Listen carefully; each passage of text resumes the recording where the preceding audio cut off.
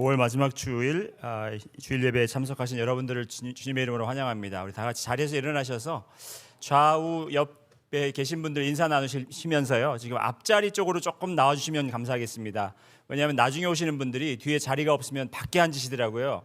근데 이렇게 우리가 좀 좋은 의자들 갖다 놓고 밖에 앉아 계시면 그러니까 여러분 앞으로 조금 나와주셔서 앞에 자리를 먼저 좀 채워주시면 뒤에 오시는 분들이 앉으시면 되겠습니다. 예. 아무도 안 움직이시는데, 예. 자, 이거는 목사의 권위로 명령을 하겠습니다. 여러분 움직여 주시고 밖에 계신 분들은 될 수 있으면 안으로 들어오셔서 예배드렸으면 감사하겠습니다. 우리 다 같이 사도신경을 고백하면서 예배 시작을 알리도록 하겠습니다. 전능하사 천지를 만드신 하나님 아버지를 내가 믿사오며 그 외아들 우리 주 예수 그리스도를 믿사오니 이는 성령으로 잉태하사 동정녀 마리아에게 나시고 본디오 빌라도에게 고난을 받으사 십자가에 못 박혀 죽으시고 장사한 지 사흘 만에 죽은 자 가운데서 다시 살아나시며 하늘에 오르사 전능하신 하나님 우편에 앉아 계시다가 저리로서 산자와 죽은 자를 심판하러 오시리라. 성령을 믿사오며 거룩한 공회와 성도가 서로 교통하는 것과 죄를 사하여 주시는 것과 몸이 다시 사는 것과 영원히 사는 것을 믿사옵나이다. 아멘. 하나님은 우리에게 은혜를 베푸사 복을 주시고 그의 얼굴 빛을 우리에게 비추사 주의 도를 땅 위에 주의 구원을 모든 나라에게 알리소서. 하나님이여 민족들이 주를 찬송하게 하시며 모든 민족들이 주를 찬송하게 하소서. 온 백성은 기쁘고 즐겁게 노래할지니 주는 민족들을 공평히 심판하시며 땅 위의 나라들을 다스릴 것임이니라. 주님, 이 시간 오늘 주일 예배 주님과 약속한 시간이라 저희가 아버지 하나님 지키기 위하여 이 자리에 나왔고 무엇보다도 아버지 주님을 바라보고 주님을 만나고 주님의 임재를 저희가 몸으로 느끼고 아버지 영으로 가득 채워지는 그러한 체험을 하고자 이 자리에 왔습니다. 무엇보다도 살아계신 주님의 이름을 저희가 높일 수 있도록 도와주시고 정말 만군의 여호와 되시는 주님께서 지금 이 같은 시간에 또 아버지 전 세계적으로 이렇게 예배를 드릴 때에 주의 이름이 이 온 세상 위에 높이 올려지기를 기대하며 또한 아버지 하나님 정말 예배 받으시기에 합당하신 주님께서 아버지 하나님께서 우리를 만나주시고 이곳에 임하셔서 아버지 하나님 병든 자들에겐 치유를 또 마음속에 불안과 공포에 떨고 있는 자들에게는 평화를 아버지 하나님 그리고 갇혀있거나 아버지 묶여있는 자들에게는 자유를 허락하여 주시옵소서. 이 예배 시간을 주님께 맡기올 때 처음부터 끝까지 주님께서 함께하여 주시옵시고 이 모든 말씀 살아서 역사하신 우리 주 예수 그리스도의 이름으로 기도드렸습니다.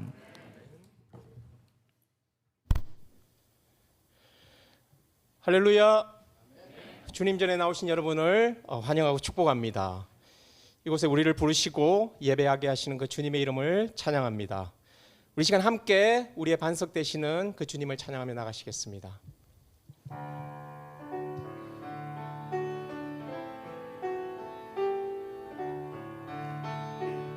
내 평생 사는 동안 주 찬양하리. 여호와 하나님 내 주를 찬양하리. 주님을 묵상함이 즐겁도다. 내 영혼 주 안에서 잠기. 우리 한 번 더 고백하기 원합니다. 내 평생 사는 동안 내 평생 사는 동안 주 찬양하리. 여호와 하나님 내 주를 찬양하리.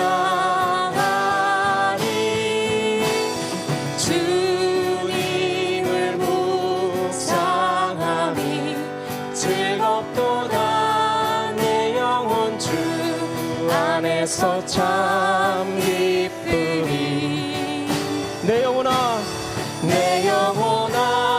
주님을 송축하라. 내 영혼아 주님을 찬양하라.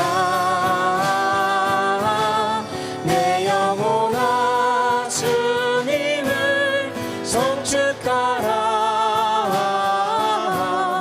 내 영혼아 평생 사는 동안 내 평생 사는 동안 주 찬양하리. 여호와 하나님 내 주를 찬양하리. 주님을 묵상함이 즐겁도다. 내 영혼 주 안에서 참 기쁘리. 내 영혼아 주님을 내 영혼아 주님을 성축하라. 내 영혼아 주님을 찬양하라. 내 영혼아 주님을 성축하라. 내 영혼아 주님을 찬양하라. 내 영혼아 주님을 내 영혼아 주님을 성축하라. 내 영혼아 주님을 찬양하라. 내 영혼아 주님을 성축하라. 내 영혼아 주님을 찬양하라. 내 영혼아 내 영혼아 주님을 성축하라. 내 영혼아 주님을 찬양하라. 내 영혼아 주님을 성축하라. 내 영혼아 주님을 찬양하라. 내 영혼아 내 영혼아 주님을 찬양하라. 내 영혼아 주님을 내 영혼아 주님을 찬양하라. 신실하신 그 주님을 찬양합니다. 아멘. 우리 시간 함께 우리 힘되시고 반석되시는 그 주님을 기쁨으로 찬양하며 나가시겠습니다.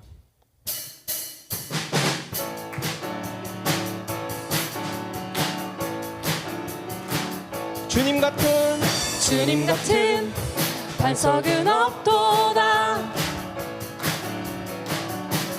찬양받기 합당하신 이름. 지어내시는 구원의 반석. 진실하시고 진실하신 주. 주님 같은 반석은 없도다. 주님 같은 반석은 없도다. 주님 같은 반석은 없도다. 찬양받기 합당하신 이름.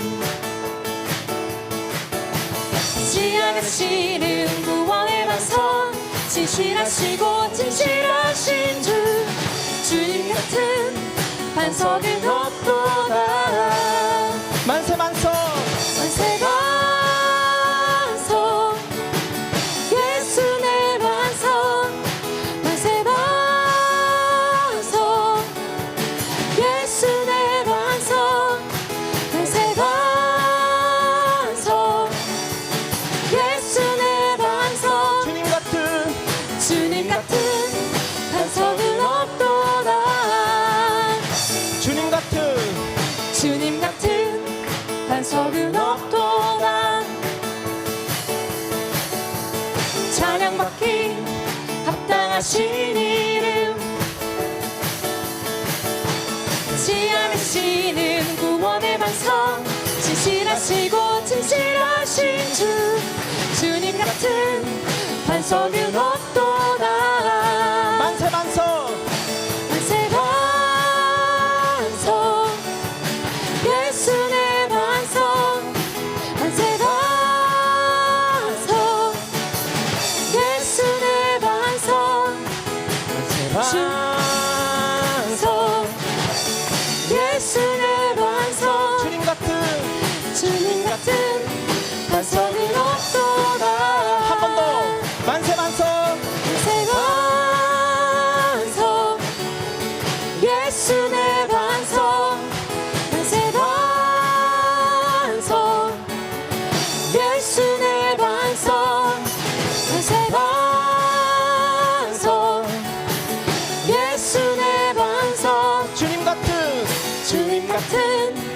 반석은 없도다.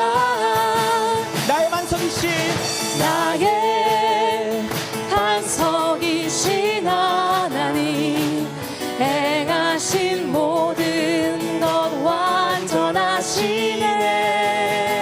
나의 생명 되신 나의 생명 되신 하나님, 행하시니 찬양합니다. 신실하신 신실하신 하나님, 질수가 없으신 좋으신 나의 주.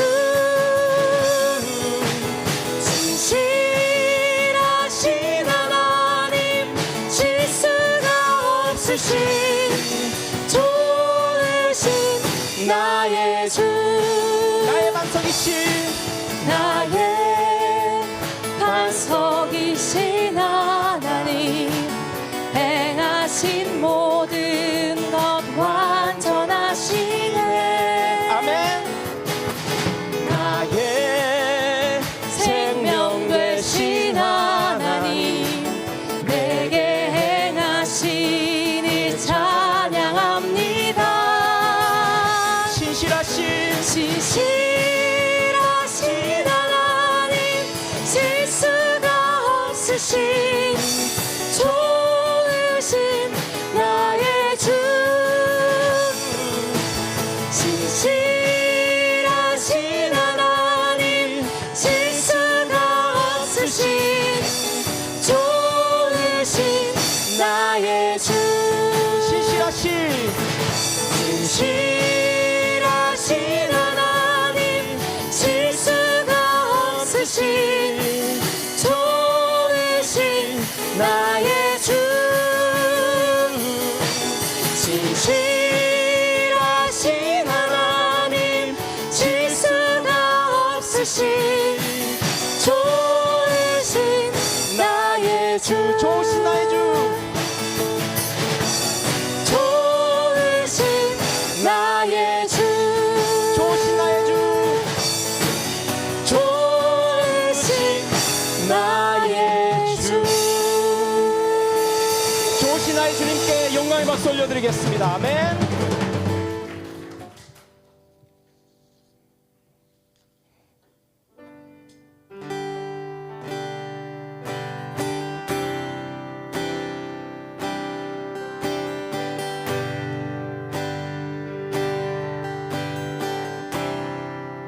내 구주 예수 내 구주 예수를 더욱 사랑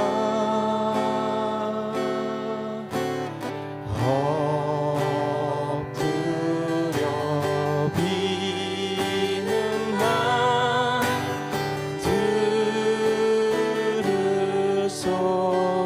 한 번 더 고백하기 원합니다. 내 구주 예수를 내 구주 예수를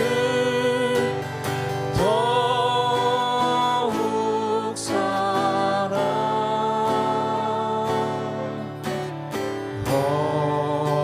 엎드려 비는 나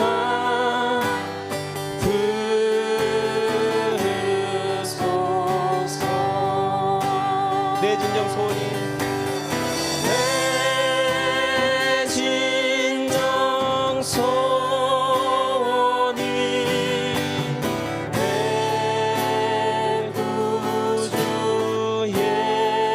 예수를 더욱 사랑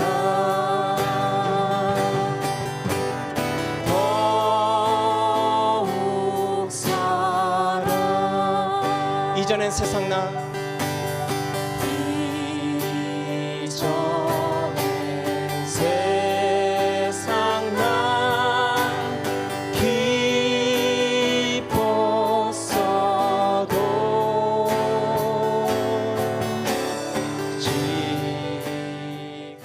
부탁드립니다. 오늘 이 성서적 부부에 대해, 복음적 부부에 대해 이야기를 나눌 때에 제가 세 가지로 나누어서 말씀을 드리려고 하는데, 오늘 읽은 본문의 주제는 부부라는 주제라기 전에 하나님의 형상의 완전한 회복이라고 말씀드리고 싶습니다. 하나님의 형상의 완전한 회복, 부부를 통한 하나님이 계획하신 하나님의 형상의 완전한 회복이라는 것을, 이것이 이 말씀의 중심이고 핵심 내용이라는 것을 여러분이 깨닫기를 바랍니다. 그래서 첫 번째로 여러분께 말씀드리고자 하는 제 포인트는 결혼의 비밀입니다. 따라해 보실까요? 결혼의 비밀. mystery라는 단어를 제가 사용했습니다. 결혼에는 하나님께서 이 결혼에 숨겨놓은 놀라운 보물 같은 비밀이 담겨 있다는 것을 제가 말씀드리기 원하고, 두 번째로는 결혼의 사명입니다. 따라해 보십니다. 결혼의 사명. 그리고 세 번째로는 결혼의 사역. 따라해 보실까요? 결혼의 사역. 이 세 가지로 나누어서 말씀을 드릴 텐데, 첫 번째로 결혼의 비밀에 대해서 말씀을 나누겠습니다. 32절 말씀, 오늘 읽으신 말씀을 보면 사도 바울이 에베소 교회에게 이렇게 이야기합니다. 이 비밀이 크도다. 이 비밀이 크도다. 사도 바울이 지금 이야기하는 이 비밀이라는 것은 어떤 것을 가리키고 있는지 저희가 살펴봐야 할 것입니다.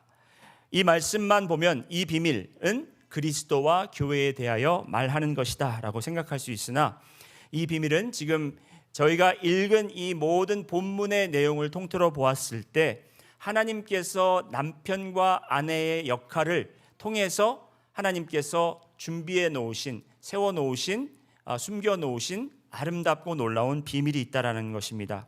자, 이 비밀이 무엇인가? 한번 말씀을 살펴보면, 이 남편과 아내의 관계라는 것은요, 참 재미있습니다. 왜냐하면, 왜 재밌다고 표현을 하냐면, 남편과 아내의 관계는 제가 베드로전서 설교 강의 설교할 때도 말씀을 드렸겠지만, 남편과 아내의 관계는 이 세상에 살 때만 존재하는 겁니다. 다시 말씀드리면, 여러분 천국에 가면 이제 여러분의 남편과 계속 영원히 같이 살고 싶어도 그렇게 할 수 없고, 여러분의 아내와 살고 싶어도 그렇게 할 수 없다라는 것입니다. 여기서 할렐루야가 나오면 안 되고 아멘이 나오면 안 됩니다. 빨리 천국 가야지 하는 소망이 생겨도 물론 소망은 가지셔야 되겠지만, 남편과 헤어지기 위해서 아내와 헤어지기 위해서 그걸 소망하면 안 되겠죠. 자, 천국에서 반영되지 않는 이 결혼 생활, 부부의 관계가 왜 이 땅에서는 그렇게 거룩한 하나님이 택하신 방법이고 관계인지, 왜 언약의 관계인지를 우리가 짚고 넘어가야 될 필요가 있습니다. 천국에 가면 결혼식은 딱 한 번만 있습니다. 하나의 결혼식만 있습니다. 그 결혼식은 누구와 누구의 결혼식이냐?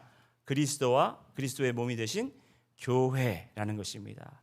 그리스도께서 신랑이 되시고 우리 교회는 신부가 된다라는 것입니다. 그러니까 여러분들은 다 신부, 주님의 신부이고 예수 그리스도가 우리의 남편이 되고, 우리가 천국에 갈 때 그 결혼식이 단 한 번 있다라는 것입니다.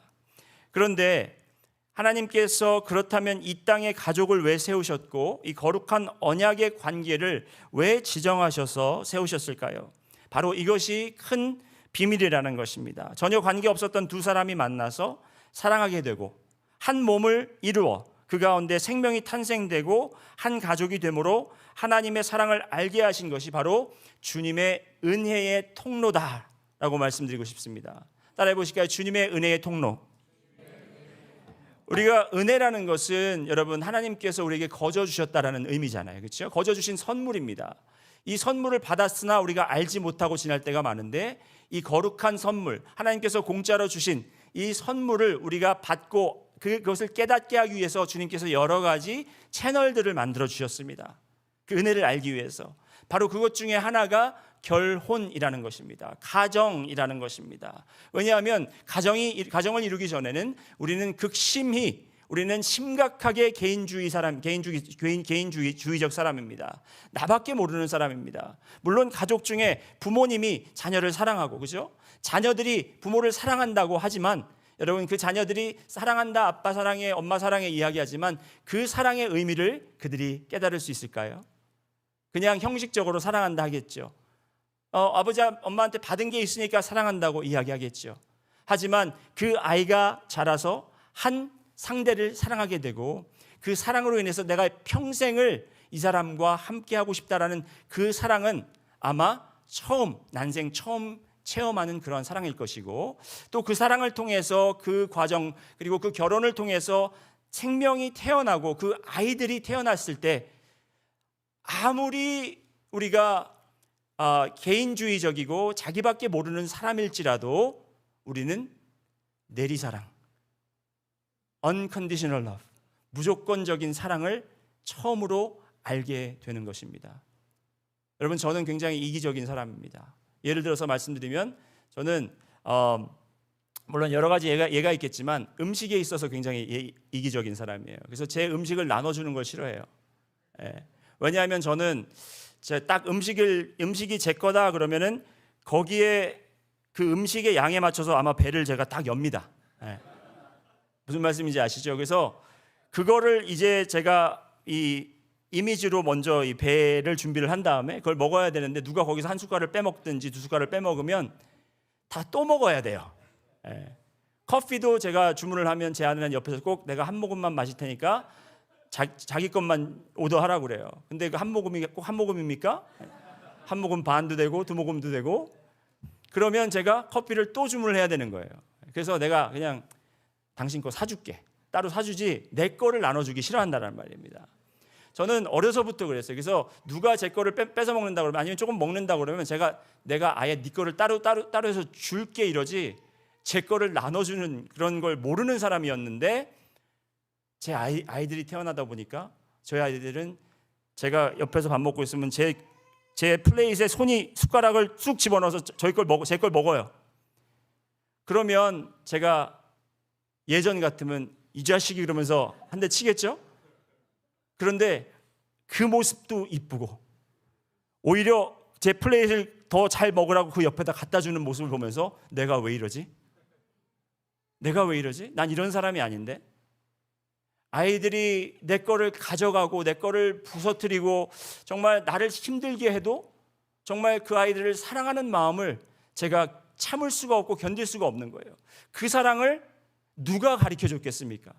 누가 깨닫게 해줬습니까? 그건 아무리 책을 많이 읽고 아무런 많은 정보를 얻을지라도 우리가 깨달을 수 없는 진리인데, 그렇죠? 여기 부모님들은 다 동감하시죠? 그런데 그것을 하나님께서 우리가 주님을 모르고 주님을 알지 못했을 때 이미 그 가정이라는 채널을 통해서, 가정이라는 통로를 통해서 무조건적인 사랑이 있다라는 것을 우리에게 보여주시고 알려주시게 하셨다라는 것입니다. 그것이 바로 이 가정의 비밀이고, 이 부부 사이에 하나님께서 세워두신 그 놀랍고 큰 비밀이라는 것입니다. 하나님이 창세기 1장 보시면 하나님이 그들에게 복을 주셨다 그랬어요. 복을 주셔서 하나님이 그들에게 이르시되 생육하고 번성하며 땅에 충만하라. 이 말씀은 우리에게 어떠한 일을 시키려고 맡기신 것이 아니라 생육하고 번성하여 땅에 충만하는 바로 그것이 하나님이 축복을 주시는 통로이다라고 우리에게 말씀하시는 거예요. 그러니까 우리가 생각할 때 결혼은 나의 선호함, 내가 원해서 하는 것이고 내가 하기 싫으면 안 하는 것이고, 자녀도 내가 몇 명 낳는 것을 내가 계획하는 것이고 내가 마음대로 정하는 것이다라고 생각할 수 있지만, 이것은 하나님이 정해놓으신 은혜의 통로이고 축복의 통로이라는 것을 우리가 먼저 깨달아야 된다는 것입니다. 아멘이십니까? 요즘 젊은 사람들이 나 결혼 안 할래, 나는 결혼하면 불행할 거야. 여러분, 그건 자기가 정하는 것이 아니죠. 그렇게 정했다라는 것이 벌써 불행의 길을 걷고 있다라는 것입니다. 나는 아기 안 낳을래, 그냥 입양할래. 여러분, 그것도 내가 결정할 것이 아니죠. 하나님께서 정해놓고 거기에 따른 은혜를, 그리고 축복을 하나님께서 정해놓으셨는데 우리가 그것을 어떻게 컨트롤하고 막을 자격이 없다라는 것입니다. 오히려 우리가 하나님의 명령을 따르고 그것에 순종했을 때 거기에서 찾아오는 놀라운 하나님의 축복과 은혜가 여러분의 삶에 충만할 것이라고 저는 믿습니다. 바로 이것이 하나님이 세워놓으신 부부의 관계를 통한 하나님의 비밀이라는 것입니다. 결혼의 비밀. 두 번째로 결혼의 사명에 대해서 말씀을 나누기 원합니다. 사명이라 하면, 결혼의 사명이라고 하면 우리가 두 가지 사명으로 나눌 수 있는데, 첫 번째는 바로 남편의 사명이 있고 아내의 사명이 있습니다. 아까도 말씀드렸지만 하나님이 우리를 이렇게 이 말씀을 바울이 에베소 교회에게 전달했을 때에 이 말씀의 핵심 내용은 부부에 대해서, 부부 세미나를 위해서 한 것이 아니라 이 말씀을 통해서 하나님의 형상이 어떻게 완성되는지, 어떻게 완전하게 회복되는지를 말씀을 전하려고 했다라는 것을 제가 처음 부분에 말씀드렸는데 계속 기억해 주시기 바랍니다. 자, 남자에게는 어떠한 사명을 주셨나? 우리가 하나님의 형상을 회복하려면 창세기로 가야 되겠죠? 창세기에서 아담과 하와를 처음 이제 인간들을 창조하셨을 때 그들에게 어떤 사명을 주셨나를 알면 우리가 그것대로 회복하면 되는 것이기 때문에 한번 창세기 2장 15절로 가보시겠습니다. 창세기 2장 15절 보시면 우리 함께 읽습니다. 시작.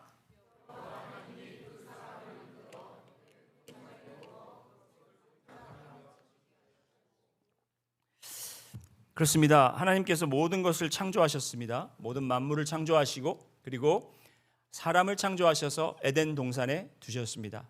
에덴 동산이라는 곳은 우리가 상상할 수 없을 정도로 아름다운 곳이고 놀라운 곳입니다. 거기에는 너무나도 풍요로운 곳입니다. 먹을 것이 많고 그리고 동물들도 우리를 해치는 동물들이 없습니다. 거기는 날씨도 너무너무 좋고요. 기후도 좋고 그리고 너무나 편한 곳입니다. 옷을 벗고 다녀도 다칠 염려가 없고요. 그리고 추울 염려가 없고 그리고 부끄러울 것이 하나도 없는 바로 정말 아주 가장 이상적인 곳입니다. 그렇다면 우리가 생각할 때 그런 곳이니까 우리가 일도 안 하고 쉬고 놀고 먹고 하면 되겠구나 라고 생각할 수 있지만 하나님께서는 남자를 불러다가 거기에서 일을 시키십니다. 사명을 주십니다. 그 사명이 무엇입니까? 경작하고 지키게 하는 것입니다. 그런데 여러분이 아셔야 될 것은 경작하고 지키게 하는 것이 그들의 생존을 위해서 하라는 것이 아닙니다. 하나님께서는 이미 그냥 물을 주지 않아도 자연스럽게 거기에 과일이 나게 되었고 그리고 또 동물들도 자연스럽게 거기서 그냥 그렇게 살게 돼 있었습니다. 그렇지만 하나님께서 여기서 경작하며 지키게 하라라고 명령하신 것은 에덴 동산이라는 곳이 어떤 곳인지를 우리가 이해하면 금방 이해가 될 수 있는데요. 에덴 동산은 하나님께서 세우신 첫 성전입니다. 따라해 보실까요? 에덴 동산은 첫 성전이다. 여러분, 하나님께서 창조의 목적이 무엇입니까? 하나님께서 사랑이시고 관계의 존재이시기 때문에 하나님과 같은 형상을 만들어서 그 형상들과 함께 영원히 함께 거하시는 것이, 함께 하시는 것이 하나님의 뜻이고 계획이십니다.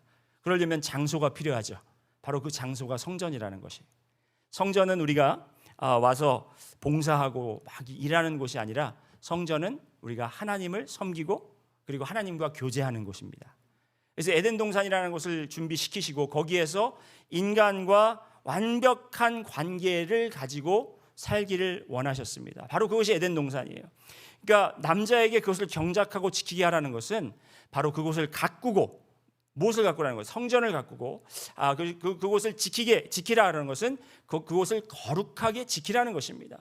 다시 말씀드리면 하나님과 관계를 맺을 수 있는 바로 그 장소를 준비하고 섬기고 지켜라, 바로 이 말입니다. 성전이라는 것이에요.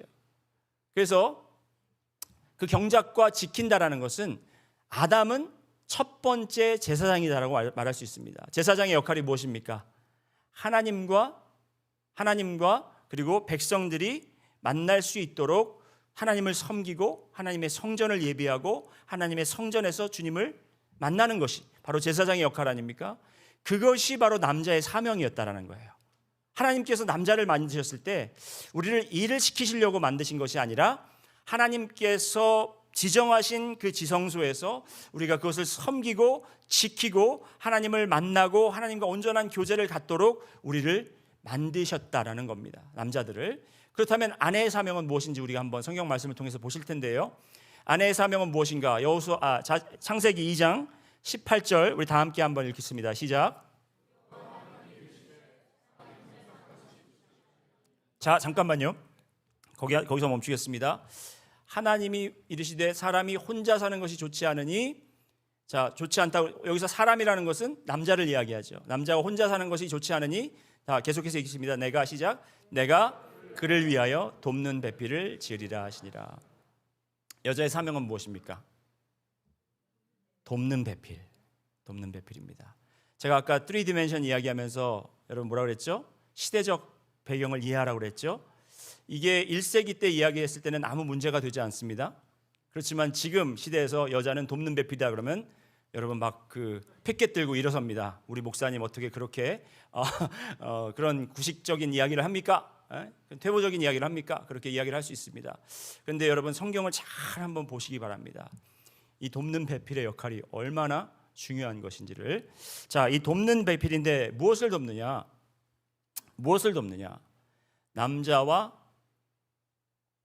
남자와의 연합.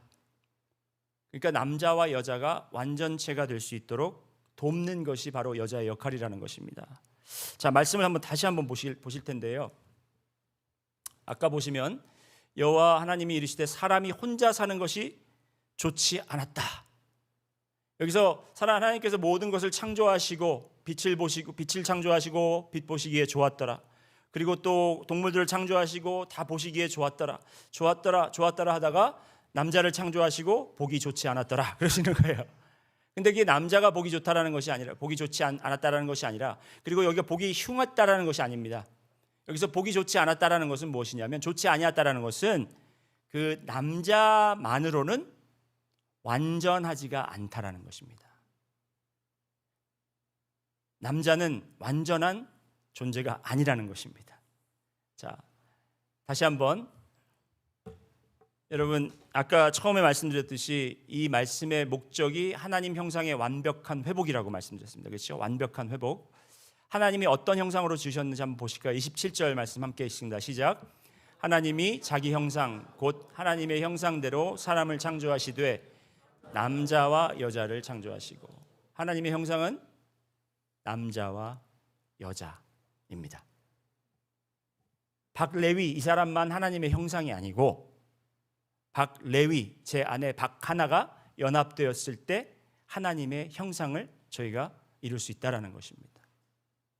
저 혼자로서는 완전하지 않기 때문에 하나님께서 저에게 돕는 배필을 주셨는데 그게 바로 제 아내라는 것입니다. 하나님 아버지 그러기 때문에 우리는 하나님을 우리는 남성이라고 생각하지만 하나님은 남성적 요소와 여성적 요소를 가지고 있는 분입니다. 그렇다고 하나님이 남자와 여자가 이게 아니라 하나님은 하나님이십니다. 유일하신 분이십니다. 그 안에 아버지와 같은 성품이 있고 어머니와 같은 성품이 있고 그 안에 아버지처럼 일하시며 수고하시는 모습이 있고 그 안에 정말 이렇게 저희를 케어하시고 널처하시는 그런 모습도 함께 겸비하고 계시다라는 것입니다. 그렇기 때문에 하나님이 인간을 만드셨을 때 남자 따로 여자 따로 만드셔서 이것을 이 두 사람을 한 사람으로 한 육체로 연합시켰을 때 하나님께서 이제 보기가 좋구나, 이제 완벽하구나 하고 하나님께서 말씀하실 수 있다라는 것입니다. 그런데 우리가 지금 이 세대를 바라보면 여러분 남성은 남성대로, 여성은 여성대로 우리가 공평한 것을 따지면서 남자가 여자가 되려고 하고 여자가 남자가 되려고 하고 그 역할이 막 뒤죽박죽 섞이면서 하나님이 주신 정체성에 혼돈이 올 때 하나님이 주신 그 완벽한 형상에 더 가까이 가는 것이 아니라 우리는 점점 더 멀어지고 있다는 것입니다. 이러한 악한 행동들이 교회에 지금 침투하고 있고 여러 교단에서는 이것들을 지금 용납하고 있다는 거예요. 그래서 우리 교회는 이 하나님께서 주신 이 사명을 우리가 지켜야 된다는 것입니다. 어떻게? 우리 가정에서부터, 여러분의 가정에서부터 지키셔야 한다는 것입니다. 그래서 하나님께서 20절부터 창세기 2장 20절부터 아담이 모든 가축과 공중의 새와 들의 모든 짐승의 이름을 주니라. 아담이 돕는 배필이 없으므로 여호와 하나님이 아담을 깊게 잠들게 하시니 잠들매 그가 그 갈빗대를 하나 취하고 살로 대신 채우시고 여호와 하나님이 아담에게 취하신 그 갈빗대로 여자를 만드셨고 그를 아담에게로 이끌어 오셨다라는 것입니다. 남자로서 완벽한 하나님의 그 형상을 반영할 수가 없기 때문에 하나님께서 여자를 택하셔서 돕는 배필로 세우셨다라는 것입니다. 돕는 배필로 세우셨다고 하니까 여러분이 남편들이 말씀 받지? 당신은 나 도우라고 하나님께서 주신 거야. 그러니까 내가 하는 일 도와. 이렇게 하는 것이 아니라 여러분이 이렇게 이해하셔야 돼요. 나는 불완전한 사람이니까 당신 없이는 나는 불완전한 사람이야. 자, 여기 남편 되시는 분 한번 손들어 보시기 바랍니다. 예. 아내가 옆에 계시다면 한번 옆에 보시고 여보 하세요. 따라하세요. 여보, 나는 불완전한 사람이야. 예. 아내분들 알고 있어. 예. 말 안 해도 알아. 여자의 역할은 남자의 외로움을 달래주고 집에서 애나 키우고 그런 정도가 아니라 여러분, 여자의 역할은, 여자에게 주신 사명은 남자의 부족함을, 남자가 완전하지 않은 하나님의 형상을 세우기 위해서 함께 연합하는 그러한 모습으로 받아들여져야 된다는 것입니다. 자, 여기서 또한 놀라운 것을 우리가 바라볼 수 있는데요. 잠깐만요. 제가 이 말씀을 하고 넘어가야 되는데, 두 번째 아내의 사명은 무엇이냐면 생육과 번성과 충만함과 다스림입니다. 다시 말씀드리면 남자와 한 몸을 이루어 어떻게 하라는 겁니까? 자녀를 낳아라. 많이 낳아라. 많이 낳아서 채워라. 여러분, 하나님의 계획은 뭐냐면 하나님의 형상을 지으시고 그 형상대로 이 세상을 가득 채우는 것이 하나님의 목표였습니다. 그러니까 지금 우리가 마음대로 우리는 애 하나만 낳아야지, 한 마리라고 할 뻔했습니다. 하나만 낳아야지, 둘만 낳아야지, 이렇게 우리가 정하는 것이 아니라 우리가 하나님의 형상들을 많이 이 세상에 채우는 것, 이것이 육적으로도 가능하지만 영적으로도 가능합니다. 이 말씀이 마태복음 28장에 와서 똑같은 말씀인데 우리가 너희는 가서 모든 족속으로 제자를 삼아 아버지와 아들과 성령의 이름으로 침례를 주고 나의 분부한 것을 가르쳐 지키게 하라. 바로 이 말씀이 뭐냐면 제자를 삼아서 이 모든 세상의 제자들로 가득 채워라라는 말씀입니다. 이게 두 가지 영적과 육적인 측면으로 우리가 바라볼 수가 있는데요. 자, 그런데 이 말씀이 왜 우리가 지금 이 시대적으로 맞지 않는가? 왜 우리 이 말씀을 들으면 좀 반감을 가지고 듣는 사람들이 많아졌는가? 왜냐하면 이 진리를 모르기 때문에, 지금 제가 말씀드리려는 이 진리를 보지 못하기 때문입니다. 그래서 여러분은 오늘 참 잘 오신 게 이 진리를 여러분이 깨달을 수 있습니다. 자, 보시기 바랍니다. 아담과 하와가 하나님의 주신 사명을 충분히 감당하지 못하고 어떻게 했습니까? 죄를 지었죠. 그 죄의 결과로 어떻게 됐는지, 그 죄의 결과가 어떤 것을 초래하게 됐는지 우리 한번 말씀을 통해서 보시겠습니다. 죄의 결과, 첫 번째 남자에게 행해진 그 결과는 뭐냐면 땅은 너로 말미암아 저주를 받고, 자 보세요. 아까 하나님께서 에덴 동산을 주시고 그들에게 뭐라 그랬죠? 생육과 번성이 아니고 경작하고 지키라. 왜? 그것이 하나님을 섬기는 곳이니까. 그러니까 이것은 열심히 일을 하는 것이 아니라 하나님께서 주신 그 아름다운 터전을 그냥 지키는, 메인테인 하면 되는 건데, 지금 죄로 말미암아 어떻게 됐습니까? 그 땅이 저주를 받았습니다. 저주를 받아서 어떻게 됐냐면 이 땅이 내게 수고하여야 이제 그 소산을 먹을 수 있어요. 죄 때문에. 그리고 그 가시덤불과 엉겅퀴를 내서 내가 먹을 것은 밭의 채소인데 내가 흙으로 돌아갈 때까지 얼굴에 땀을 흘려야 먹을 것을 먹으리니. 자, 이게 뭐냐면 하나님께서 이미 에덴 동산이라는 아름다운 곳을 주시고 풍성한 곳을, 풍요로운 곳을 허락하셔서 우리는 그냥 거기서 경작하고 지키기만 하면 됐는데, 죄 때문에 어떻게 됐냐면 이제 이 땅이 저주를 받아서 인간이 이 땅에 일하는 것에 노예가 되어버렸다는 것입니다. 여러분, 여기 지금 계신 분들은 나는 일의 노예가 아니야 하고 그렇게 앉아 계시지만 우리는 어쩔 수 없이 일의 노예가 되어서 지금 살고 있다는 거예요. 알람이 땡땡땡땡 울리면 우리는 일어나서 오늘 진짜 일 들어가기 싫은데 그래도 먹고 살려면 가야지 하고서 가야 됩니다. 이거 이 상사 마음에 안 들어서 당장 그만둬야지 하는데, 또 이 아이들이 그냥 눈을 껌뻑껌뻑하면서 아빠 맛있는 거 사줘 이러면은 그래 오늘도 참고 가서 견디면서 일하자. 그래, 내가 리타이어먼만 바라보고 열심히 내가 오늘 일하겠다. 그렇게 하면서 우리는 이 땅의 일의 노예가 돼서 그렇게 살아갈 수밖에 없다라는 거예요. 죄 때문에. 그래서 이것이 여러분, 이 죄의 땅의 노예가 된 것이 우리의 원래 모습입니까? 하나님의 형상입니까? 아니죠. 여기서 회복돼야 되겠죠. 회복되시기 원하십니까? 네. 그리고 죄의 결과로 여자는 어떻게 됐습니까? 16절 함께 읽습니다. 시작. 또 여자에게 이르시되 내가 내게 임신하는 고통을 크게 더하리니 내가 수고하고 자식을 낳을 것이며 너는 남편을 원하고 남편을 너를 다스릴 것이니라 하시고. 자, 보세요 여러분, 여기 말씀 보시면 아까 여자에게 주신 사명이 뭐라 그랬죠? 남편과 한 몸을 이루고, 그리고 또 두 번째는 생육하고 번성하라. 자, 이것이 기쁜 일이었습니다. 이것이 축복이었습니다. 자녀를 낳는 것이 축복이었고 순풍순풍 잘 낳는 것이 하나님의 도리였습니다. 하나님의 계획이었습니다. 그런데 지금 임신하는 것이 어떻게 됐다고 그랬습니까? 고통이고 내가 수고하고 자식을 낳을 것, 수고해서 자식을 낳는다고 합니다. 이게 그냥 말 그대로 레이버리 된 거예요. 죄를 짓기 전에는 정말 아이들이 쉽게 나왔는지 모르겠지만 지금 이 해산의 고통, 그리고 이 아이를 품는 고통, 그리고 아이가 나와서도 이 키우는 고통이 얼마나 심해졌습니까? 아까 남자에게 남자들에게, 남편에게 하나님께서 내리신 벌과 지금 같은 원리로 이 말씀을 바라본다면 우리에게 주셨던 그 축복, 그 특권이 지금 우리의 짐이 되었고 여자분들의 짐이 되었고 이것에 지금 매여 사는, 이것의 종이 되어서 살 수밖에 없는 그런 위치로 지금 자리 잡고 있다는 것입니다. 그리고 그 하반절에 보시면 너는 남편을 원하고, 여러분 원래 하나님께서 남자와 여자를 만드셨을 때 남자가 여자를 필요하게 만드셨습니다. 그렇죠? 여자 없이는 못 살게 남자를 만드셨는데 지금 여기 말씀 보면 어떻게 됩니까? 너는 남편을 원하고. 바뀌었어요. 이제 여자가 남편을 의지하게 되고, 그죠? 그리고 남편은 너를 다스릴 것이라.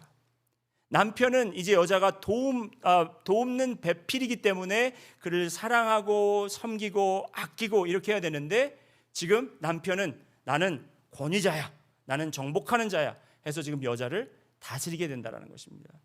그러니까 지금 이 죄 때문에 인한 이 저주를 인해서 이 세상이 막 그렇게 트위스트가 막 꼬였다라는 거예요. 베베 꼬였다라는 것입니다.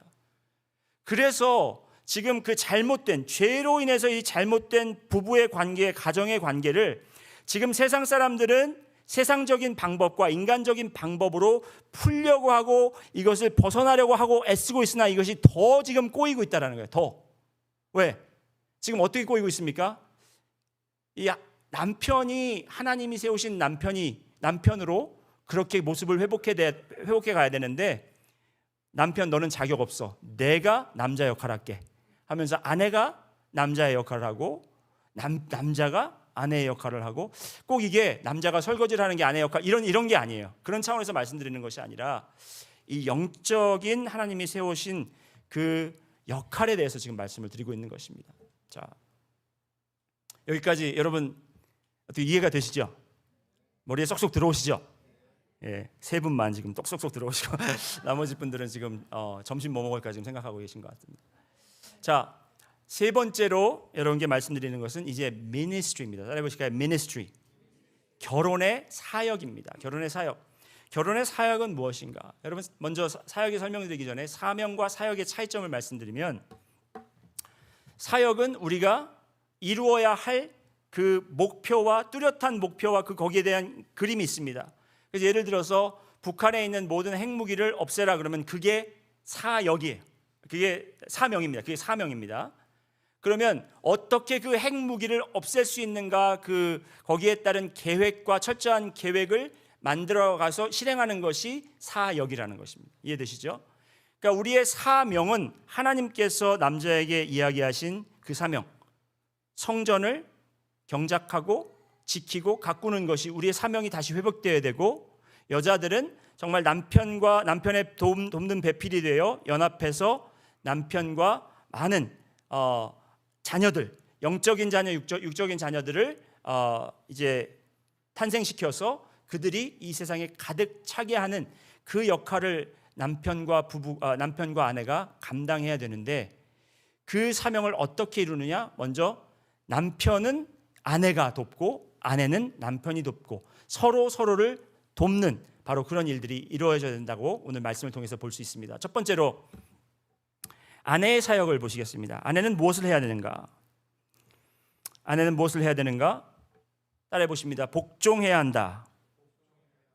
이 복종이라는 단어 1세기에서는 별 큰 문제가 없었지만 지금 아내가 남편에게 복종해라 하면 큰 문제가 될 수 있습니다. 여기 그런데 22절 말씀 한번 보시면요.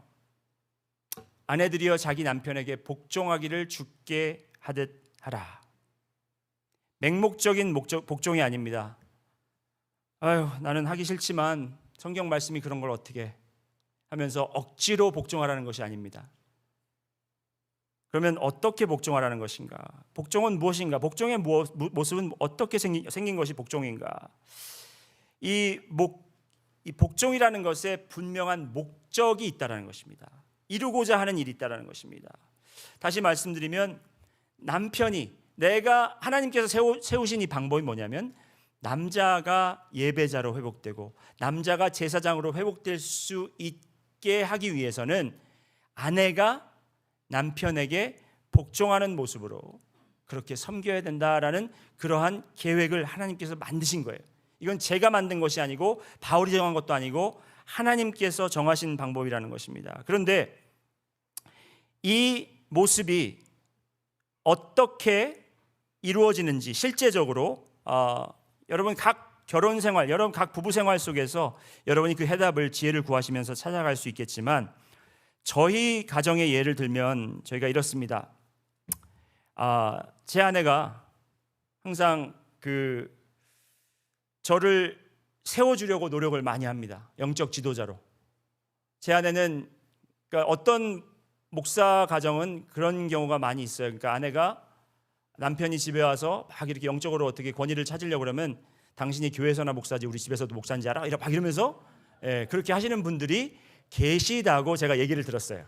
직접 보지는 못했고 듣지는 못했지만 제 아내는 그런 사람이 아니라 목사이건 뭐 제가 밖에 나가서 어떤 사람이건 그것을 떠나서 저희 집에 오면 아빠는 우리 가족의 영적 지도자다 하는 것을 항상 아이들에게도 주입시키고 본인 스스로도 그렇게 이야기를 하는데 그렇게 이야기하는데 제 아내가 참 현명한 게 뭐냐면 그렇게 이야기하는 이유가 있어요. 저한테 영적 부담을 주기 위해서 그럽니다. 그러니까 저는 남편에게 복종하기를 이 말을 이 21세기 컨텍스트로 바꾸면 남편에게 영적 부담을 팍팍 줘라. 저는 이렇게 만약에 제가 지금 편지를 쓴다면 그렇게 하고 싶습니다. 남편에게 영적 부담을 팍팍 주거라. 영적 부담을 준다는 것이 무엇이냐면 저희가 항상 중요한 결정이 있을 때 제 아내는 가족을 다 부릅니다. 그래서 아빠가 어떻게 생각하는지 아빠가 한번 이 기도를 해보고 우리에게 알려주도록 그렇게 항상 이야기를 그렇게 합니다. 우리가 지금 이렇게 해야 되는데 가족이 함께 결정하는 거지만 하나님께서 아빠를 영적 인도자로 세우셨기 때문에 아빠가 기도하고 우리에게 말씀하면 우리가 다 같이 거기에 순종하고 따르도록 하자. 그러면 제가 어떻게 하겠습니까? 그래 당연하지 신났네. 그러면서 제가 마음대로 결정하겠습니까? 아닙니다. 저는 정말 영적 이 부담의 무게가 저의 어깨를 그냥 꽉 눌러옵니다. 진짜 이거 내 기도 그냥 당신이 결정해. 그냥 나는 그게 편해. 이렇게 말할 수도 있고 애들 좋아하는 거 해. 그러면 더 편하겠지만 제가 정말 결정해야 되는 것이 내가 이것을 그냥 함부로 결정하면 안 되겠구나. 내가 정말 기도해야 되겠구나. 내가 하나님 앞에 나가야 되겠구나. 내가 하나님 앞에 두렵고 경외하고 떨리는 마음으로 주님 앞에 이것을 가지고 기도를 심각하게 해야 되겠구나 하는 그런 영적 부담이 생긴다는 것입니다. 여러분 복종하라는 것은 그냥 네 옳습니다. 맞죠. 영혼이 담겨지지 않은 그렇게 입으로만 대답하는 것이 아니라 하나님께서 당신을 우리 가족의 교회의 그리스도가 머리 된 것처럼 당신을 머리로 세웠으니까 그러면 정말 하나님 앞에서 당신이 순종하고 기도하고 그리고 하나님께서 받는 지혜를 받으면 우리가 그것을 순종하고 따르겠다. 이러한 자세를 갖고 이러한 말씀을 나누는 것이 바로 맞는 자세가 아닌가 저는 생각이 됩니다. 영적인 부담과 책임을 주는 것인데 남편이 잘못된 결정을 할 수도 있겠죠. 근데 잘못된 결정을 하더라도 아이고 내가 뭘 바래, 믿었던 내가 바보지, 저 진상한테 내가 뭘 바래. 혼자서 그렇게 혼잣말 하시는 것이 아니라 잘못된 택함을 했을지라도 그 선택이 옳지 않았을지라도 그래 그럼 다시 한번 기도해보자. 당신이 좀 잘못 들었을 수도 있으니까 우리 좀 더 기도해보자. 함께 기도하자. 당신은 우리 영적 인도자니까, 영적 리더니까. 이렇게 한다면 여러분, 제가 남편으로서 빨리 내가 이 예배자의 모습을 회복하지 않으면 자꾸 이 실수가 반복되고 자꾸 잘못된 결정을 하기 때문에 제가 그러한 부담이 엄청나게 크겠죠. 그래서 23절 24절 말씀 보면 이는 남편이 아내의 머리됨이 그리스도께서 교회의 머리됨과 같으니 그가 바로 몸의 구주시니라. 그러므로 교회가 그리스도에게 하듯 아내들도 범사에 자기 남편에게 복종할지니라. 목사님, 근데 목사님은 저희 남편 몰라서 그래요. 그렇게 하죠. 그러면 신났다 하고 자기 마음대로 막 결정할 겁니다. 여러분, 이건 제가 드리는 말씀이 아니에요. 우리가 그리스도를 주님으로 영접했을 때 여러분의 삶이 바뀌었죠. 어떻게 바뀌었습니까? 여러분의 주님은 이제 누구십니까? 그리스도 예수이시라는 거예요. 그 그리스도 예수께서 교회의 머리 된 것 같이 남편을 가정의 머리로 그렇게 여겨라, 복종해라. 여러분의 주인이신 그리스도께서 말씀하신 것이기 때문에 믿음으로 우리가 순종하며 거기에 맡기는 거죠. 여기 올바른 어떠한 대답이 어떠한 결과가 나올지는 저는 모르지만 여러분이 믿음으로 순종하면서 그리스도가 주님이시기 때문에 그 주님을 섬기는 마음으로 그렇게 하실 때에 하나님께서 어떻게 역사하시는지는 하나님께서 여러분과 해결하실 일이라는 것입니다. 자, 그렇다면 남편의 사역은 무엇입니까? 남편의 사역은 따라해 보십니다. 사랑입니다. 사랑입니다. 남편이 해야 되는 것은, 아내는 남편을 복종함으로써 남편이 예배자의 모습, 제사장의 모습을 회복해 나가고, 남편은 사랑으로서 아내가 정말 이 도움을 주는 사람으로서 모습을 회복해 나갈 수 있다는 것입니다. 자, 말씀을 보시겠습니다. 어떤 사랑이냐? 첫 번째로 하나의 육체가 되는 사랑입니다. 자, 말씀 보시기 바랍니다. 이 말씀 아니고 어디 있죠? 에베소서 5장 31절에 그러므로 사람이 부모를 떠나 그의 아내와 합하여 그 둘이 한 육체가 될지니. 자, 여러분, 이 아내와 합하여 그 둘이 한 육체가 된다라는 게 어떤 걸 이야기하고 있습니까? 지금 어떤 걸 이야기하고 있는 것 같습니까? 정신적인 연합을 이야기하는 겁니까? 아니면 영적인 연합을 이야기하는 겁니까? 둘 다고, 그리고 여기 말씀 보면 뭐가 하나가 된다 그랬죠? 육체가 하나가 된다라는 것입니다. 여러분, 지금 여러분이 상상하는 건 맞습니다. 한 육체가 되면 남자와 여자가 한 육체가 된다라는 것이에요. 하나가 된다라는 거예요. 지금 이야기하는 것은 성적인 연합함을 이야기하는 거예요. 망측해라. 뭐가 망측합니까? 알 거 다 아시는 분들이, 그죠? 성적 관계는 부끄러울 것이 하나도 없는 것입니다. 하나님께서 부부에게, 남편과 아내, 부부에게 허락하신 가장 친밀한 관계를 가질 수 있는 채널을 하나님께서 허락하신 것이 바로 성적 관계라는 거예요. 그런데 지금 그 세상이 그것을 음흉하고 더럽고 부끄러운 것으로 만들어놔서 교회에서 이 성에 대해서 가르쳐야 되는데 세상에서 지금 성에 대해서 배우고 있고 미디어에서 성에 대해서 배우고 있다는 겁니다. 그렇기 때문에 지금 이 남녀의 관계가 다 지금 엉망진창이 되어 있고요. 부부의 관계가 지금 완전하지가 못하다는 것입니다. 이게 누구의 책임입니까? 남편의 책임입니다. 따라해 보시니까 남편의 책임이다. 남자의 책임이에요. 성적 문란함, 그리고 부부간의 이 성적인 관계가 온전치 않은 것은 남자의 책임이라는 것입니다. 이것이 바로 남자가 해야 될 것입니다. 남자가 해야 되는 것은 사랑으로, 육적인 사랑 관계로 우리가 아내와 하나가 되어야 된다는 것입니다.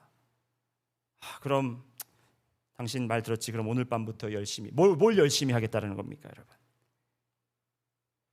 육체적인 것만 이야기하는 것이 아니라 정신적으로도 영적으로도 남편이 사랑으로, 사랑이라는 것은 나의 니드를 추구하기 위해서 나의 필요함을 충족하기 위해서 사랑하는 사랑이 있고, 정말 나의 자신을 내려놓고 헌신적으로 사랑하는 두 가지 사랑이 있습니다. 지금 여기서 바울이 이야기하는 사랑은 바로 그 두 번째 사랑, 헌신적인 사랑을 이야기하고 있습니다.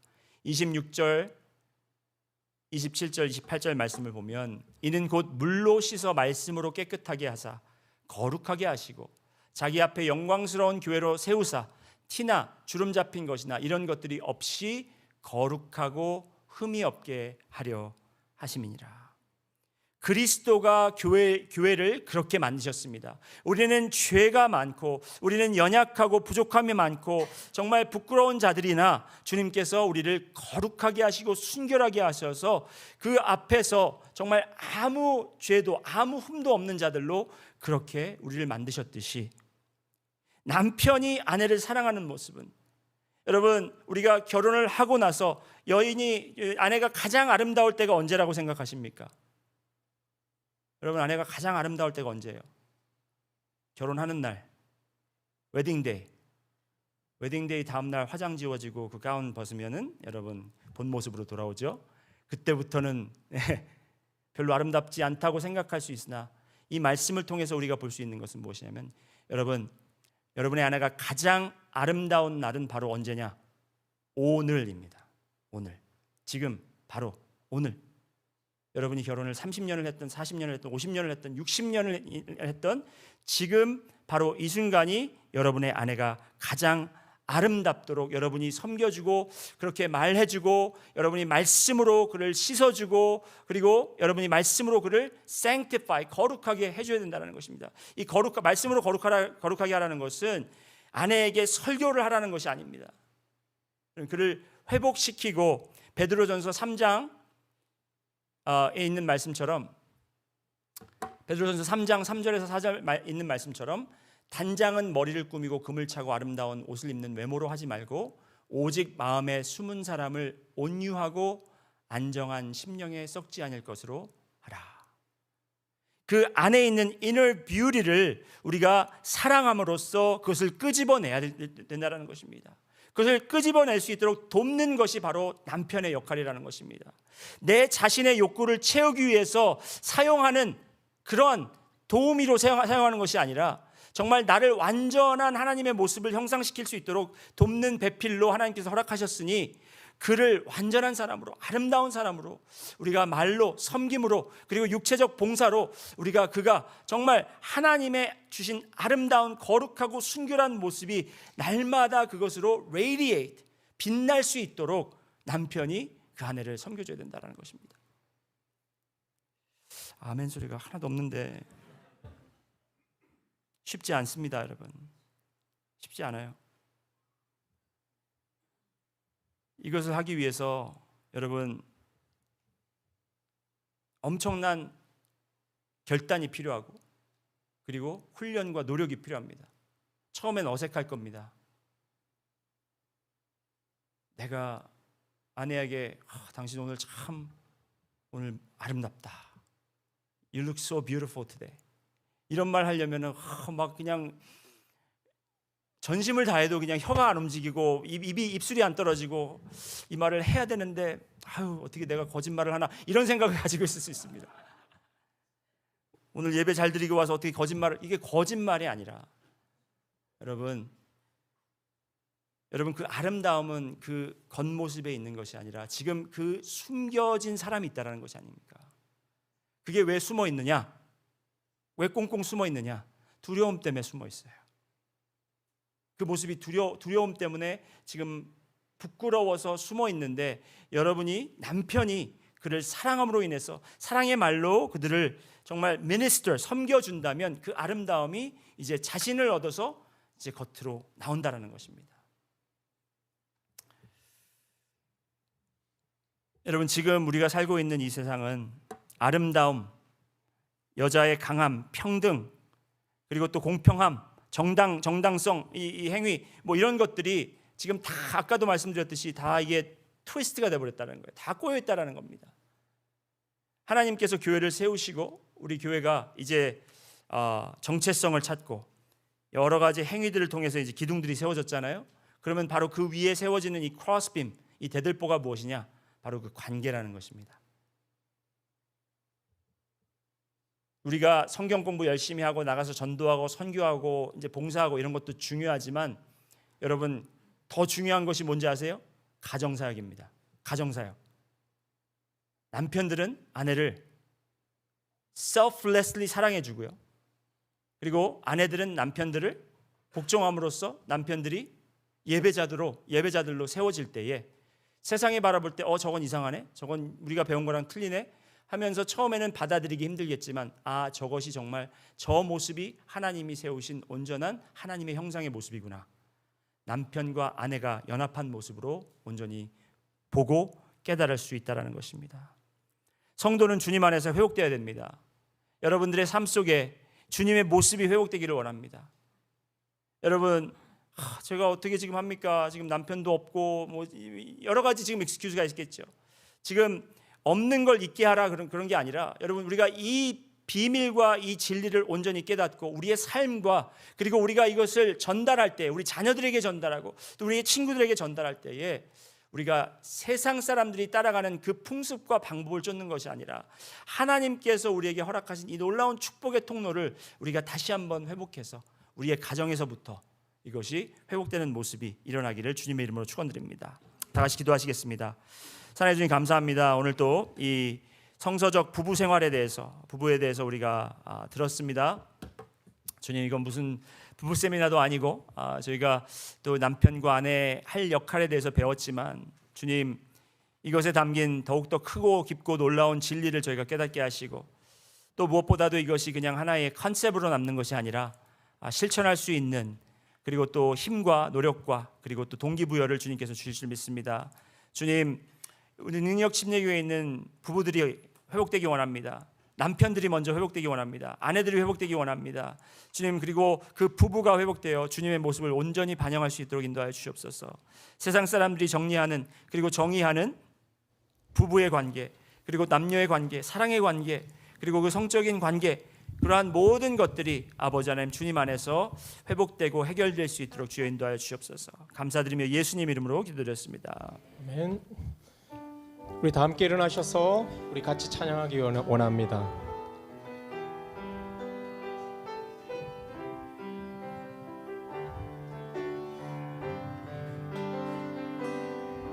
내가 주인 삼은 모든 건 내려놓고 내 주 대신 주 앞에 나가 내가 사랑했던 모든 건 내려놓고 주님만 사랑해. 내가 주인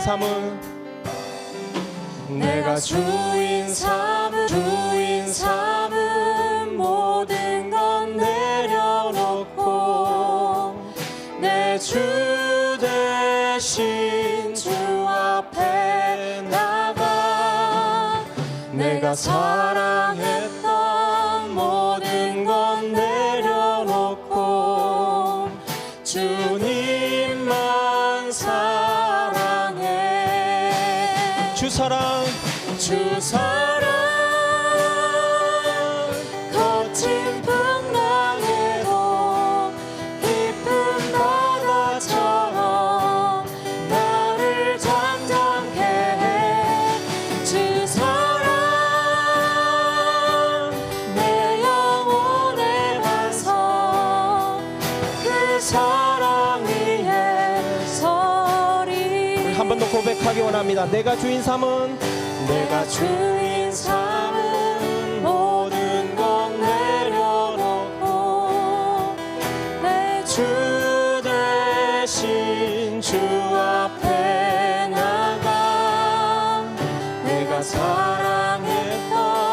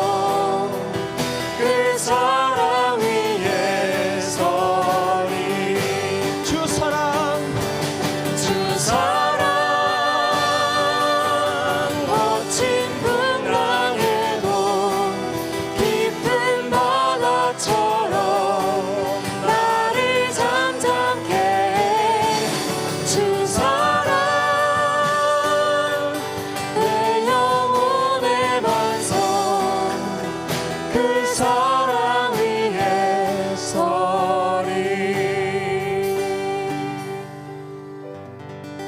주님, 우리가 이 시간 주님을 우리의 온전한 주인으로 고백합니다. 아버지 하나님, 저희의 삶과 또 저희의 물질과 저희의 마음과 모든 것을 주님께 이 시간 드립니다. 저희가 결단하며 나올 때에 주님께서 축복하시고, 아버지 하나님 그 손 위에 주님께서 강건함을 더하셔서 우리가 드리는 것도 드리지만 또한 아버지 우리가 남은 것도 잘 사용할 수 있도록 주여 아버지 저희가 그런 지혜를 주님께서 허락하여 주시옵소서. 우리 교회를 통해서 아버지 사용되는 모든 물질들과 또 인력들과 우리가 가지고 있는 모든 자원들이 주님께 영광 돌릴 수 있도록 도와주시고, 무엇보다 세상의 어둠을 밝히는 데 사용될 수 있도록 주여 인도하여 주시옵소서. 감사드리며 예수님 이름으로 기도드렸습니다. 아멘. 자리에 앉아주시기 바랍니다. 우리 광고 말씀드리기 전에 몇 분 소개하고 우리 환영하고 그리고 광고 말씀 듣도록 하겠습니다. 강명수 형제님 지금 신시내티의 리서치로 잠시 방문 중이신데 8월 달까지 계십니다. 지금 어디 계신가요? 잠깐만 일어나 주시면 감사하겠습니다. 네, 환영합니다. 예. 그리고 또 우리 유은영 자매님, 유충근 장로님 따님 잠깐 방문하셨는데 잠깐 일어나 주시기 바랍니다. 감사합니다. 반갑습니다. 네. 교회 성전 리모델링이 지금 계속 공사가 진행되고 있는 가운데 있습니다. 그래서 오실 때마다 뭐가 자꾸 바뀌고, 또 이제 이번 주면 여기에 있는 벽과 그리고 또 이 강대상 이 스테이지가 지금 좀 변화가 있을 텐데요. 그것 때문에 좀 불편함이 있으시더라도 여러분 조금만 견디시고 참아주시면 아주 아름다운 성전과 그리고 화장실들의 공사가 완성될 수 있으리라 믿습니다. 무엇보다도 우리가 이 성전이 새로 리모델링이 되지만 무엇보다도 우리의 마음의 성전이, 우리의 몸의 성전이 새롭게 변화되고 더욱더 주님을 사모하고 주님의 임재를 기다리는 간절히 원하는 여러분들이 되시길 소원합니다. 그래서 오늘 이제 여기 있는 벽이 허물어지거든요. 내일부터. 그래서 저 뒤에 있는 지금 이 뒷공간에 여기 지금 오르간이 있고요. 그리고 뒷공간에 지금 창고로 사용하고 있는데 거기에 있는 물건들을 빼놔야 합니다. 그리고 또 의자들도 저희가 이 성전 밖으로 옮겨야 되기 때문에 여러분들의 도움이 필요합니다. 그래서 혹시 도와주실 수 있는 분들은 교회 끝나고 바로 가지 마시고 남아주셔서 함께 도움을 주셨으면 감사하겠습니다. 어제 우리 선교팀 훈련 끝나고 유스들과 함께 16명이 OTR 지역을 가서 25명에게 복음을 전했습니다. 복음을 받아들인 그 형제님들과 자매님들이 정말 주님을 구주로 받을 수 있도록 우리가 계속해서 기도하기 원합니다. 여름 동안 목장 모임들이 아마 각 목장들이 모이기가 어려운 목장들도 있습니다. 많은 분들이 지금 여행 중이시고 출타 중이시고 하기 때문에 이 목장들이 모이기가 좀 어려워서 예전에는 목장 모임 방학을 했던 걸로 제가 알고 있는데, 목장 모임 방학하는 것보다 이런 기회에 다른 목장들과 함께 모이는 시간을 가지면 어떨까 해서 6월 첫 주에는 저희가 한번 목장 전체, 그러니까 이거는 목장이라고 생각하지도 마시고요, 교회에 있는 모든 남성 여러분들은 토요일 날 아침 오전 9시에 교회로 모여주셔서 우리가 함께 교제 갖고 그리고 말씀 나누고 그리고 또 친교하는 시간 갖고요. 그리고 같은 날 여자분들 4시에 오후 4시에 교회 유스 예배실에서 함께 모여서, 여기는 어떤 목장 소속 이런 거 다 그냥 내려놓으시고 우리 능력 침례교회 목장을 한번 다니셨든 안 다니셨든지 간에 속하셨든지 안 속하셨든지 다 오셔서 모임에 한번 참석해 주셔서 교인들 또 만날 수 있는, 성도들 만날 수 있는 그런 기회로 삼았으면 좋겠습니다. 아마 많이 모이시지는 못할 것 같지만 몇 명이 되더라도 우리가 함께 모여서 함께 기도하고 그런 시간을 갖도록 하겠습니다. 그리고 다음 주에는 저희가 여름 성령학교를 위한 특별 새벽 기도를 갖게 됩니다. 성전 공사 때문에 저희가 유스실에서 예배실에서 모여야 하는데 새벽 6시에 화요일부터 금요일까지 저희가 그렇게 새벽 기도를 갖도록 하겠습니다. 그리고 여름 성령학교 위해서 계속 기도해 주시고, 또 선교팀 선교 여행을 위해서 저희가 30일 릴레이 기도 금식 기도를 시작합니다. 원래 40일 한다고 그랬는데 시간을 놓쳤나 봐요. 그래서 30일 기도로 바뀌었는데 게시판에 지금 사인업을 받고 있는 걸로 알고 있는데, 지금 게시판이 어디 있죠, 집사님? 공 집사님, 라비 쪽에 있나요?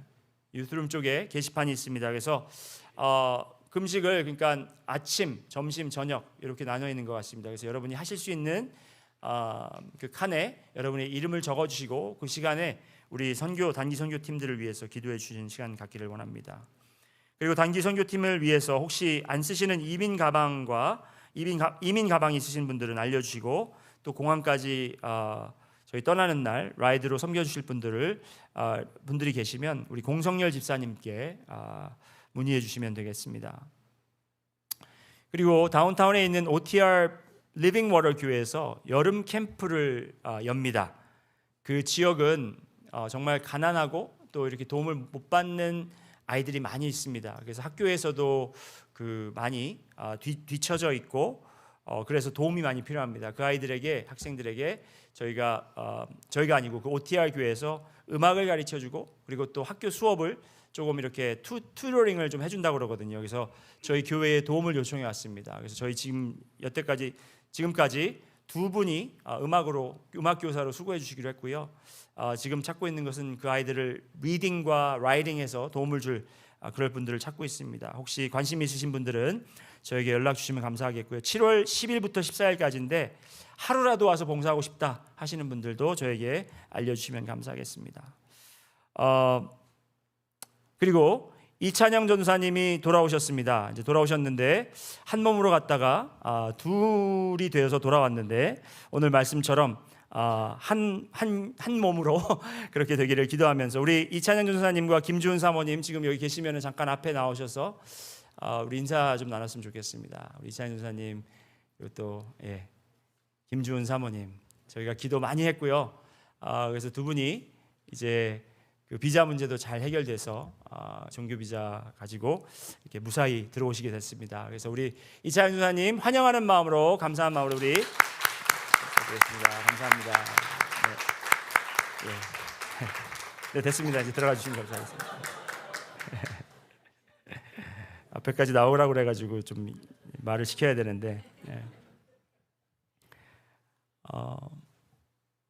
그리고 기쁜 소식이 있지만 또 좀 슬픈 소식이 있습니다. 우리 사랑하는 이원호 집사님 아버님의 건강 때문에 그 캘리포니아로 자주 왔다 갔다 하셨잖아요. 근데 이번에 가셨을 때는 아버님께서 하나님 품으로 돌아가셨다라는 연락을 받았습니다. 그래서 이제 그 떠나보낸 그 마음, 슬프고 답답한 그 마음을 하나님께서 위로해 주시고 또 그 가족에게 많은 또 여러 가지 일들이 앞으로 남아 있을 텐데 그 일들을 잘 해결할 수 있도록 기도하는 그런 여러분들이시기를 바라고 우리 이원호 집사님 가족 돌아오실 때에 여러분들께서 또 위로의 말씀을 해주시기 부탁드리겠습니다. 자, 자리에서 일어나셔서 우리 그러면 축도로 오늘 예배를 마치도록 하겠습니다.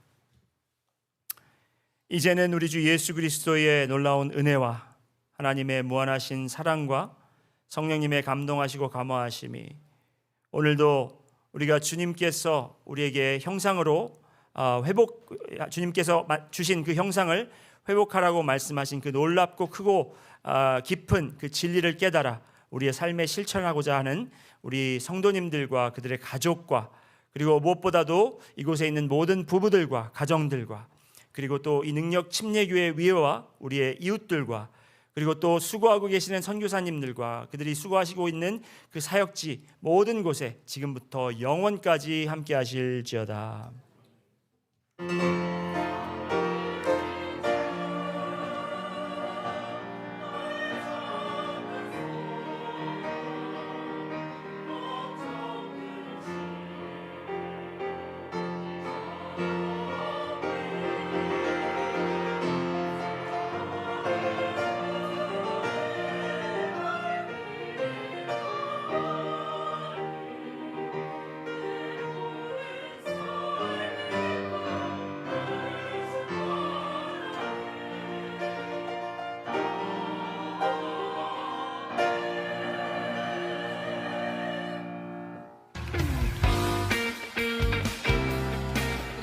기쁨의 좋은 소식, 그 복음 들고 산 넘는 복된 발걸음 되기 원합니다. 아멘.